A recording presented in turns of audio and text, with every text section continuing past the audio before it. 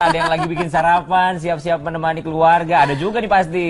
Ya, apapun itu aktivitasnya, pokoknya kita berita-beritanya menarik banget. Dan yang berita kali ini memang kurang mengenakan, tapi bisa menjadi sebuah warning juga buat kita-kita semua agar lebih hati-hati lagi dalam membeli tanah. Bener, ini adalah satu pengalaman yang kurang menyenangkan dari seorang aktor Indonesia, aktor senior bernama Atta Laryxia. Jadi kemarin ini pemirsa, Atta Laryxia ini ada sengketa tanah di mana tanahnya sudah dia beli 16 tahun yang lalu.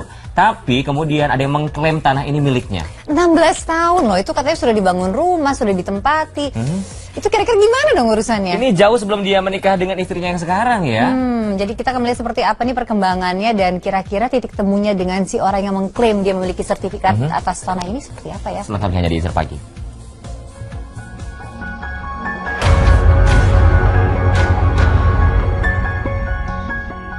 Selalu hidup jauh dari berita miring, aktor tampan Atta Laryxia kini justru tiba-tiba terseret dalam sebuah kasus perdata perihal sengketa jual beli tanah.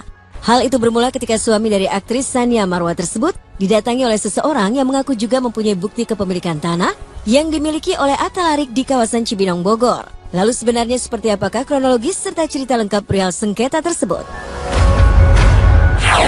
Saya main-main di wilayah Pemkab Cibinong ini dari tahun 99. Hingga saya tertarik jatuh hati sama wilayah di sini yang masih istilahnya masih tanah kosong, belantara deh di sini kan ya, jauh dari tengah kota. Dan kemudian ya melalui abang saya juga kami ketemu sama orang dari PT Sabta Usaha Gemilang Indah.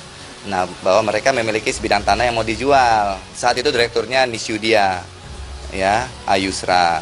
Nah, dari situ ya terjadi proses pembelian otomatis, perjanjian dan pembelian.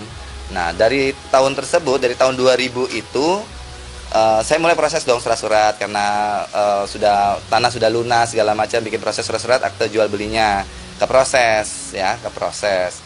Tapi kan saya ingin meningkatkan surat saya jadi SHM ya. Saya melakukan proses SHM kurang lebih di tahun berikutnya kayak begitu sampai detik ini saya nggak bisa proses karena saya nggak punya yang namanya surat pelepasan hak. Dimana saat itu saya juga masih awam soal jual beli tanah segala macam dari PT. Saya pikir jual beli seperti itu aja. Kenapa surat itu nggak pindah tangan ke saya? Saya karena waktu proses ingin sertifikat saya baru mengerti. Oh, ada yang namanya SPH. Saya berusaha untuk mendapatkan SPH itu tidak pernah dikasih yang namanya sama Bapak Nisyuda Ayusra dari PT Sabta Usaha Gemilang Indah. Sampai akhirnya saya mendapat klaim masalah ini dari Bapak Dede Tasno yang mengaku juga sudah membeli sebidang tanah yang sama ini dari PT Sabta ini di tahun 2001 ya Bang ya, seperti itu. Akhirnya ya saya mencari kuasa hukum saya, Bang Junaidi, ya minta dibantu untuk meluruskan masalah ini gitu loh. Karena saya ya kasihan juga kalau memang jadi tadi seorang korban kan, berarti kita dikorbankan dengan orang yang sama gitu loh.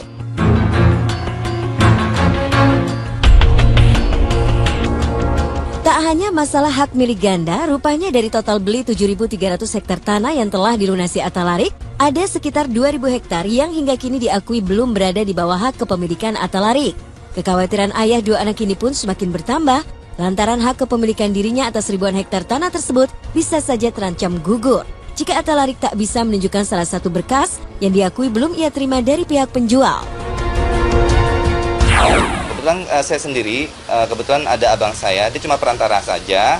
Akhirnya untuk pembayaran semua saya sendiri yang melakukan, gitu loh. Berurusan langsung sama orang dari PT Sabta. Jadi kalau secara kertas 7.300, fisiknya 5.000. Oke, jadi kenapa kwitansinya banyak? Memang pembelian tanahnya kan nggak mungkin sekaligus. Ya, saya juga bilang, oh saya senang daerah sini, jadi ya ini berkala pembayarannya. Saya dikasih kesempatan untuk berkala, untuk sebidang tanah ini juga nggak sekaligus dilepasnya ke saya. Jadi oke, ditanya lagi mau lagi nambah, oke saya tambah lagi. Jadi makanya kwitansinya banyak. Gitu. Saya dihantui kalau ini semua akan gugur kalau saya nggak punya pegang SPH itu. Saya bingung.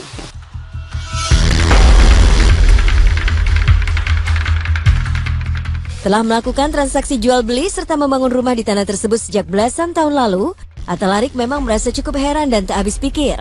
Mengapa baru sekarang ada pihak yang tiba-tiba mengklaim hak kepemilikan tanah tersebut? Otomatis dari pembelian tanah ini saya nggak akan mengejar sama Dede Tasno karena saya pasti nggak akan tahu. Kami nggak tahu kalau sudah mungkin dengan PT tersebut juga menjual sama Bapak Dede Tasno ini. Yang saya herankan, kalau memang ini barang berharga, mungkin dia nggak ngejar saya dari dulu dari 2001. Saya bangun pagar loh, pagar ini nggak kecil, ya pagar ini nggak kecil, nggak murah, bangun pagar gede-gedean.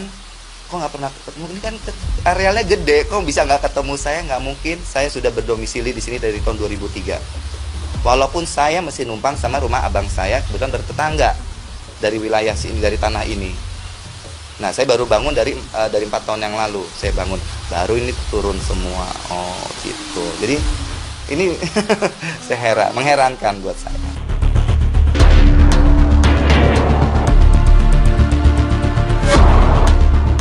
Kasus sengketa tanah yang menyandung Atta Lareksya kini memang tengah diproses oleh Pengadilan Negeri Cibinong. Keputusan untuk membawa masalah ini ke jalur hukum memang sengaja diambil Atta Larik lantaran dirinya sudah lelah mengupayakan penyelesaian secara kekeluargaan yang tak pernah digubris oleh pihak penjual. Kami percaya, saya kan nggak tahu ya orang-orang ini, PT ini ada di sini. Berarti sebagian besar mungkin pekerjanya juga masih orang-orang sini. Saya cuma ingin menjalin hubungan bertetangga yang baik sebagai warga negara. Karena saya akan menjadi warga yang baru di sini. Jadi pada dasarnya sampai kapanpun saya akan tempuh jalan kekeluargaan. Itu yang saya tuju kekeluargaan. Ditelepon Bapak itu, Bapak Nisyudia ditelepon, semua di mana, diminta mana SPH, mana, kenapa nggak diurus? Sebagian besar dari 15 tahun itu adalah menghilang. Jadi tidak bisa dihubungi.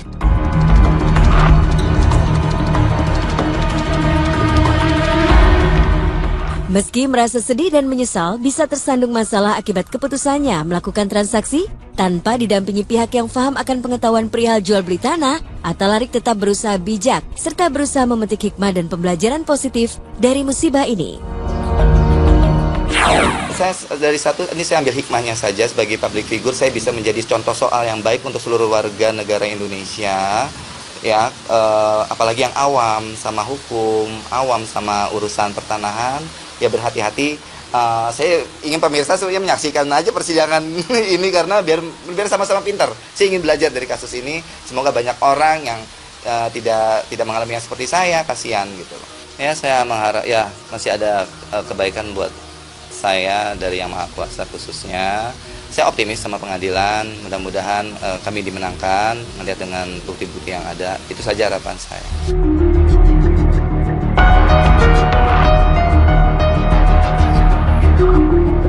Semoga banyak orang yang tidak mengalami yang seperti saya, kasihan gitu. Ya, saya mengharap ya masih ada kebaikan buat saya dari Yang Maha Kuasa khususnya. Saya optimis sama pengadilan, mudah-mudahan kami dimenangkan, melihat dengan bukti-bukti yang ada. Itu saja harapan saya.